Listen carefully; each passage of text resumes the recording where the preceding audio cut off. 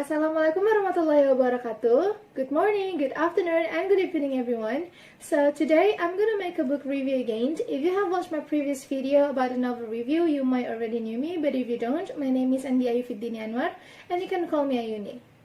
So today I'm gonna make a textbook review, which is an English workbook. So the book that I want to review is the best grammar workbook ever by Arlene Miller, and I believe this book is one of my recommended book if you want to learn English. So this book is published on March 28, 2015 by Big Words 101 with 108 pages.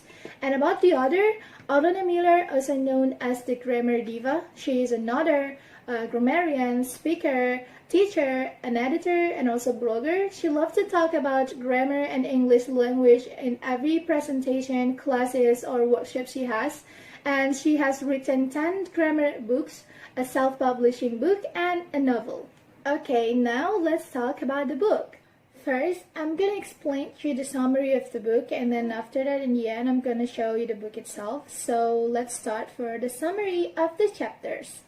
For your information, every chapter has practices in each material, and in the end of the chapters, there is a general task for each material of the chapter. So every chapter has the general task. Okay, now I'm gonna explain to you the summary of the chapter. So first, I'm gonna show you the contents of the chapter. So as you can see, Chapter 1, the part of speech. Chapter 2, sentences. Chapter 3, phrases. Chapter 4, clauses. Chapter 5, types of sentence structures. Chapter 6, spatial issues with pronouns. Chapter 7, spatial issues with verbs. Chapter 8, commas. Chapter 9, punctuation, exact commas. Chapter 10, capitalization. Chapter 11, some really important grammar issues. And the last chapter is chapter 12, commonly confused words or dictionary of usage.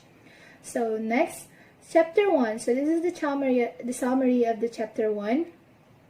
Chapter 1, the part of speech. So it explains about the parts of speech, such as noun, pronoun, verbs, adjective, and articles, adverbs, preposition, conjunctions, and interjections. And each material has practices questions so that students better understand the material. And it starts from page 13 to page 26 and has 11 sub-chapters. And this first, the first until the 10th sub-chapters discuss about the material and the practice questions, while the last chapter is the general task for each material. Okay, next, chapter 2. So this is a summary of chapters 2. Chapter 2, sentences. So it discusses about what a sentence is, subjects, predicates, objects, and the 4 kinds of sentences. So this chapter has 7 sub-chapters from page 27 to 32. And all of this sub-chapter has some examples after the explanations and practices also for each material. So there is a general task for all the material in the end of the chapter. Okay, next, chapter 3. So chapter 3 explains about phrases. So it provides an explanation of professional phrases, infinitive phrases, participle phrases, etc. And each material has some examples and practices at the end after the explanation. So there are 6 sub-chapters from page 33 to 37. And at the end of the chapter, there is a general task again. Yes, because it's aimed to identify the student's comprehension. So this is very important, I think. Okay, this is great. Okay, next is chapter 4. So chapter 4 is about clauses. So it explains about independent clauses and dependent clauses, etc. So there is only 2 sub-chapters from page 39 to 43. But there's also specific explanations about adverb clause, such as the function and examples, and its material has practice and some examples too. So, and at the end of the chapter, there is a general test. Okay, next, chapter 5. So chapter 5 explains about types of sentences structures. So chapter 5 provides detailed explanations about the types of sentence structures, like how to differentiate sentence and not a sentence, and a variety of sentence patterns such as sentence fragment, run-on sentences, etc. And it has 4 subchapters from page 45 to 50 with some examples and practices in each material after the explanation, of course, and also in the end there is a general task. Okay, next, chapter 6. So chapter 6 discusses about spatial issues with pronouns such as personal pronouns problem, demonstrative pronouns and adjective, reflexive pronouns, etc. And there is a lot of material with 8 subchapters from page 51 to 59. And it equipped with several examples and practice questions in each material after the explanation, and also, of course, the general task in the end. Okay, next, chapter 7. Chapter 7 discusses about spatial issues with verbs. So chapter 6 is about spatial issues with nouns, while chapter 7, spatial issues with verbs. So it explains about tense, irregular verb forms, verbs of being, active and passive voices, and subjunctive mood, I guess. And there are 8 subchapters from page 61 to page 68 with some examples and practices in each material after the explanation, of course, and a general task in the end. Okay, next, chapter 8. Okay, chapter 8 talks about the uses of comma in every type of sentence. Okay, such as in the question, service comma, compound sentence, comma split into adjective maybe. And then this chapter has 9 subchapters from page 69 to page 76 with some examples and practices each, and a general task in the end.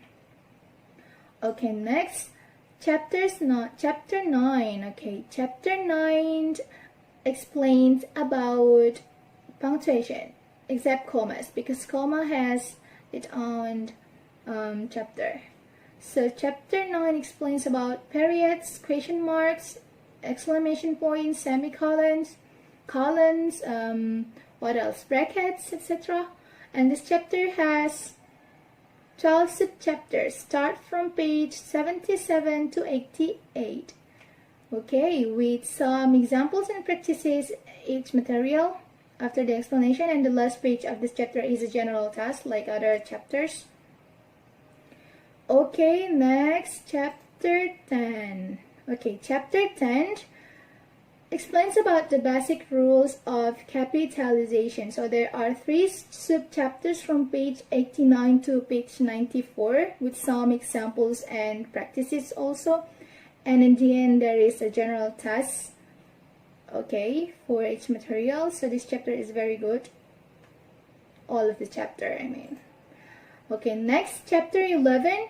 So chapter 11 discusses about some really important grammar issues such as run-on sentences and fragments, what else? Agreement, comparison, misplaced modifiers, possessive, parallel structure, etc. And this chapter has 13 subchapters from page 95 to page 111 with some examples and practices in each material. Also, there is a general task in the end. Okay, next, chapter 12. Okay, so this is the last chapter, the last summary of chapters. Okay, chapter 12 explains about an alphabetic list of words and word pairs and groups that are commonly confused. Oh, okay, such as correct usage, etc. And it has 7 subchapters from page 113 to 126 with some examples and practices in each material after the explanation, of course. And in the end of the chapter, there is a general task. So all of the chapters have a general task. Okay, but for your information, in the end of the book, there is a final task. So you can test your comprehension after you learn with this book. Okay, so that's all the summary of this book. So next I'm going to show you the book itself. So give me time to open the book first. Okay, this is the book. So I'm gonna start with chapter 3, task process. Okay, so I show you this book is just to make sure that you know what I mean with the summary. So as you can see, there is a general explanation like introduction, what is a phrase, blah blah blah, and prepositional phrases. Okay, so this is the specific material, prepositional phrases, infinitive phrases, and next there is some examples. Okay, here are some examples like I said before, and there's practices in each material.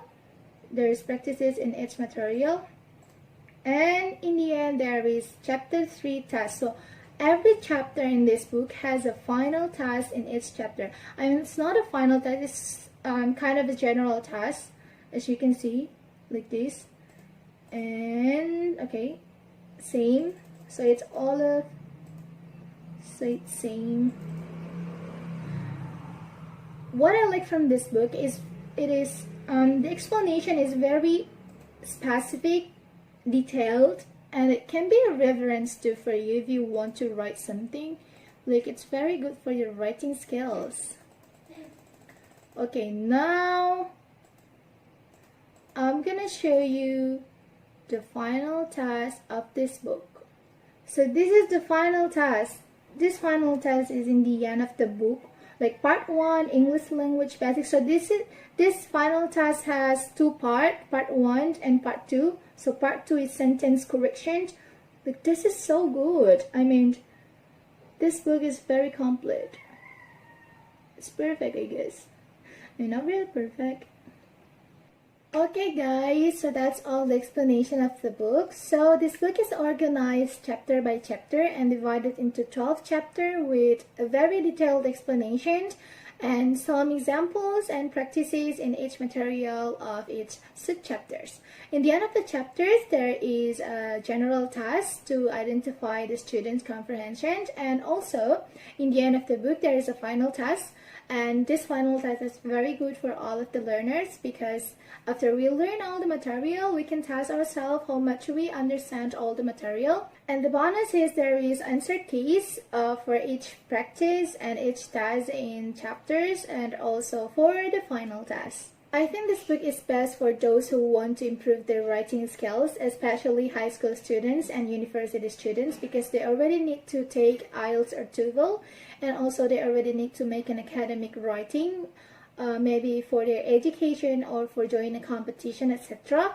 However, it is also very suitable for those from junior high schools if they really want to improve their English earlier, and also for everyone who already work but they want to improve their English skills.